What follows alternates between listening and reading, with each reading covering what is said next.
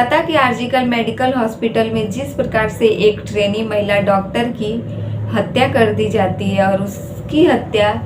एक मामूली हत्या नहीं बल्कि उस ट्रेनी डॉक्टर की हत्या के पीछे बहुत सारे ऐसे तथ्य आ रहे हैं जिससे कि उसे एक सोची समझी घटना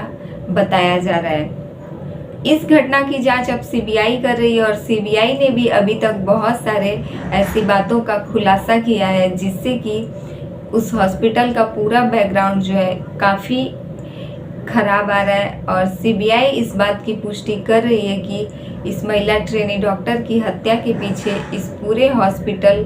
प्रशासन का कहीं ना कहीं हाथ रहा है। इसी प्रकार से उत्तराखंड के एक प्राइवेट हॉस्पिटल से एक नर्स की एक संदिग्ध अवस्था में इसी प्रकार से हत्या कर दी जाती है और अभी भी उसके पीछे कारणों का पता नहीं चल पाया है। पश्चिम बंगाल में इस महिला ट्रेनी डॉक्टर की हत्या के बाद जो है कहीं ना कहीं राजनीतिक की साजिश में इस मामले को काफ़ी आगे तक बढ़ाया गया है, लेकिन उत्तराखंड में जो इस महिला नर्स के साथ हुआ है इसकी आवाज़ अभी तक पब्लिक जो है किसी के कानों तक नहीं पहुंचा रही है, ना ही कोई प्रशासन ना ही कोई मीडिया, क्योंकि शायद उत्तराखंड से ऐसी कोई भी राजनीति नहीं खेली जा सकती या फिर राजनीतिक दल का वहां से कोई भी फायदा नहीं होने वाला है। शायद यही कारण है कि उत्तराखंड की इस नर्स की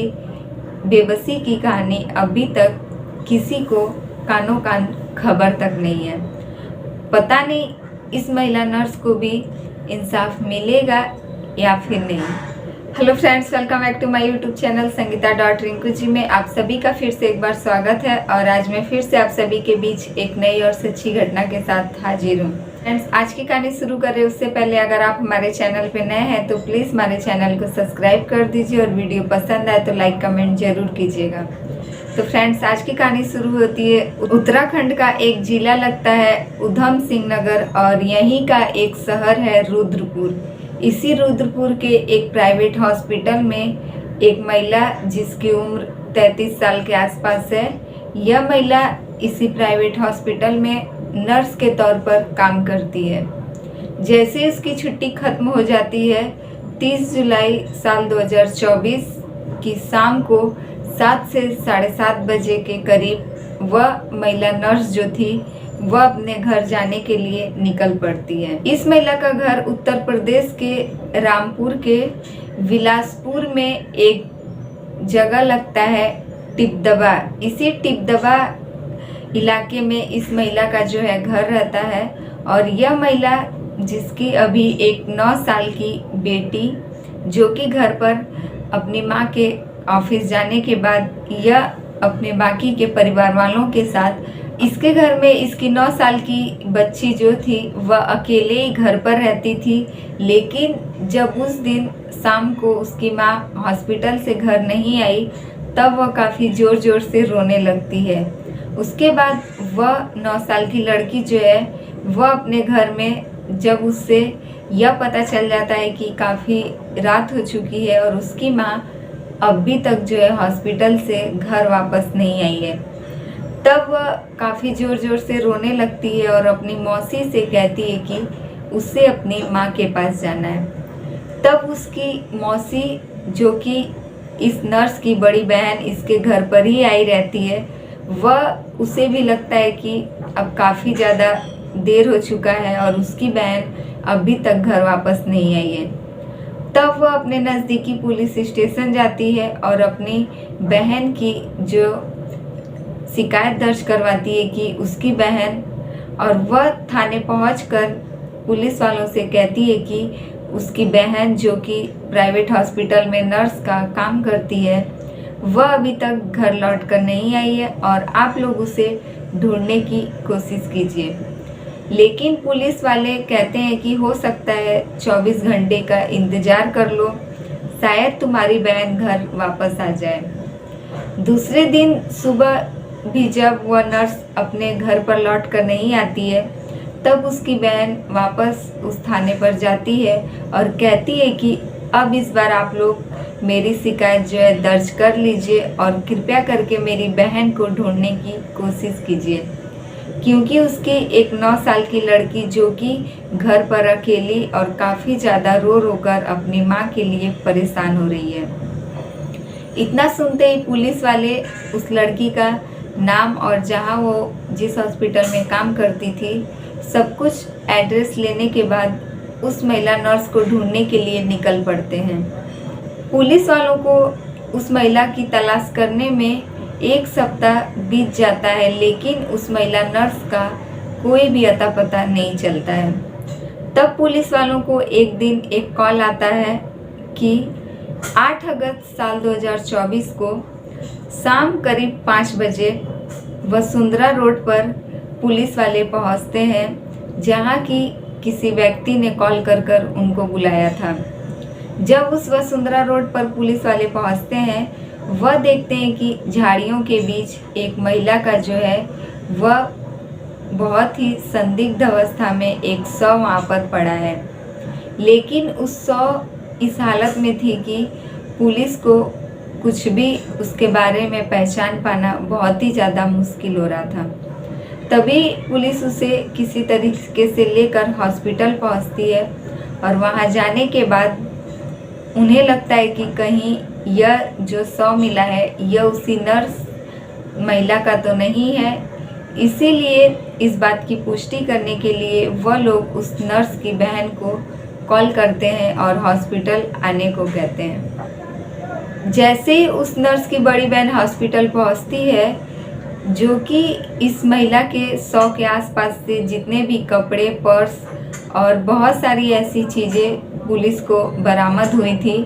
उन सभी चीज़ों के द्वारा यह महिला जो है अपनी बहन को पहचान जाती है कि यह उसकी नर्स जो थी बहन, यह उसी का शव है। शव की हालत काफ़ी ज़्यादा ख़राब हो चुकी थी, क्योंकि वह 30 जुलाई साल 2024 ऑफिस से आते वक्त रास्ते से लापता हुई थी, जो कि घर नहीं पहुंची थी और 8 अगस्त को उसका शव बरामद होता है। इसीलिए उसके शव की हालत काफ़ी ज़्यादा ख़राब रहती है। उसकी पहचान हो जाने के बाद जब पुलिस वाले पोस्टमार्टम रिपोर्ट का इंतज़ार करते हैं, तो पोस्टमार्टम रिपोर्ट आने के बाद यह पता चलता है कि इस महिला नर्स के साथ जो है बहुत ही हैवानियत जैसी हरकत की गई है और इसके साथ जो है बहुत ही गलत व्यवहार किया गया है। पोस्टमार्टम रिपोर्ट से यह बात सामने आ जाता है कि इस महिला के साथ इसका गला घोंटकर इसकी हत्या कर दी गई है। अब पुलिस वाले इस बात के बारे में उसकी बहन को बताते हैं। तब उसकी बहन कहती है कि उसे ऐसे किसी भी आदमी पर शक नहीं है, उसकी बहन के साथ इतनी बड़ी हैवानियत जैसी हरकत क्यों करेगा। वह महिला पुलिस वालों को यह कहती है कि उसे नहीं पता कि उसकी बहन की किसी से दुश्मनी थी या फिर किस वजह से उसकी बहन के साथ ऐसी हरकत की गई। तब पुलिस वाले उस महिला से उस नर्स का नंबर लेते हैं और उसके मोबाइल नंबर को जब सर्विलांस पर डाला जाता है, तब 2-4 दिन तक तो कुछ नहीं पता चलता है। लेकिन जैसे ही कुछ दिन बीतता है, उनका लोकेशन उत्तर प्रदेश के जिला बरेली का एक शाही गांव लगता है, तुरसा पट्टी। यहीं की एक महिला, इस महिला का नाम रहता है खुशबू और उसके पति का नाम रहता है धर्मेंद्र। इसी खुशबू के पास जैसे ही पुलिस कॉल पता करती है, पता चलता है कि इस खुशबू नाम की महिला के पास यह फ़ोन है। तभी पुलिस वाले कॉल करते हैं और उस खुशबू से कहते हैं कि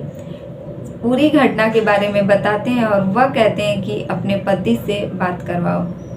वह खुशबू पुलिस वालों को बताती है कि यह उसके हस्बैंड का फ़ोन है और वह कुछ दिन पहले ही उसके पति यह फ़ोन उसे यूज करने के लिए दिए हैं। तभी पुलिस वालों से बिना बात किए ही धर्मेंद्र जो है अपनी पत्नी से फ़ोन लेकर कट कर देता है और उसके बाद अपनी पत्नी के साथ वहाँ से घर छोड़कर फरार हो जाता है। अब पुलिस वालों को इस बात से शक होने लगता है कि आखिरकार खुशबू उसकी पत्नी तो बात कर ली, लेकिन उसका पति धर्मेंद्र जो है वह हम लोगों का फ़ोन क्यों नहीं रिसीव किया और उसने हम लोगों से बात करने की वजह हम लोगों के सवालों का जवाब तक नहीं दिया। इतना ही,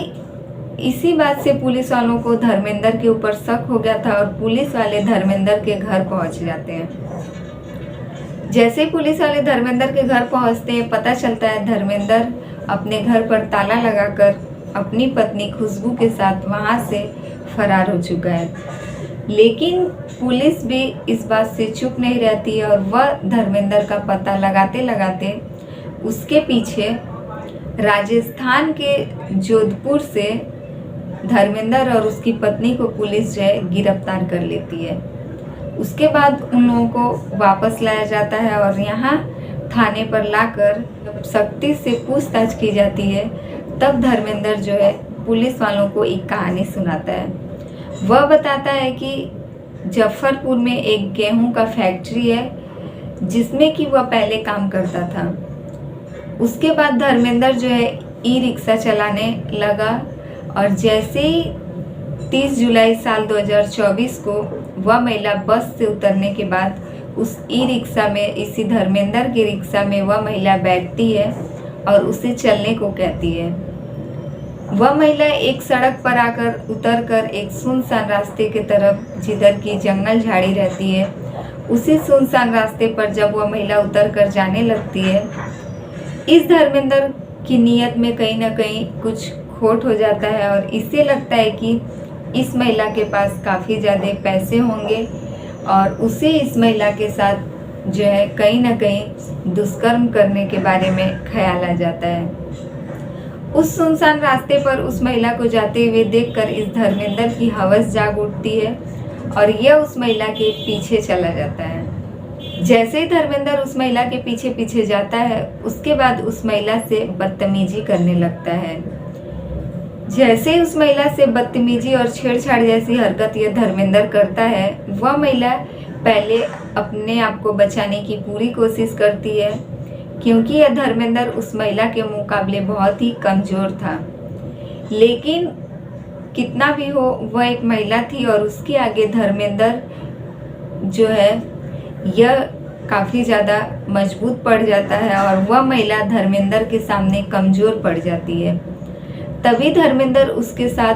बदतमीजी करते करते उसको मारता पीटता है और उसके बाद एक हाथ से उसका मुंह बंद करके थी गंदी हरकत करता है और जब तक कि इसका मन नहीं भर जाता, यह अपनी हवस उस महिला के साथ मिटाते ही रहता है। करीब 2 से ढाई घंटे के बाद जब इसकी हवस शांत हो जाती है, तब इस धर्मेंद्र को लगता है कि अब उसे इस महिला से मन भर चुका है और उसे अब इस महिला को छोड़कर चलना चाहिए। उसके बाद उसी महिला का दुपट्टा लेकर यह धर्मेंद्र उसके गले में लपेट देता है और जिसके बाद उसकी हत्या कर वहाँ से उसके पर्स से जितने भी पैसे थे और उसका मोबाइल फ़ोन, जितनी भी कीमती चीज़ें वह ले जा सकता था, वह लेकर फरार हो जाता है। उसके बाद वह अपने घर जाता है और अपनी पत्नी खुशबू के पास सारे पैसे और सारे सामान रख देता है। पहले तो कुछ दिन वह धर्मेंद्र वह फ़ोन खुद यूज करता है, उसके बाद अपनी पत्नी को दे देता है। लेकिन उसकी पत्नी खुशबू को इस बात की भनक तक नहीं थी कि उसका पति यह फ़ोन आखिरकार लाया कहाँ से है। पुलिस अभी भी इन दोनों को गिरफ्तार कर अपनी कस्टडी में रखी और इन दोनों से आगे की भी पूछताछ कर रही है। पुलिस को लगता है कि यह सब जो है एक सोची समझी साजिश है, क्योंकि धर्मेंद्र अगर उसकी हत्या कर देता है तो इस महिला के शव के पास से कुछ ऐसे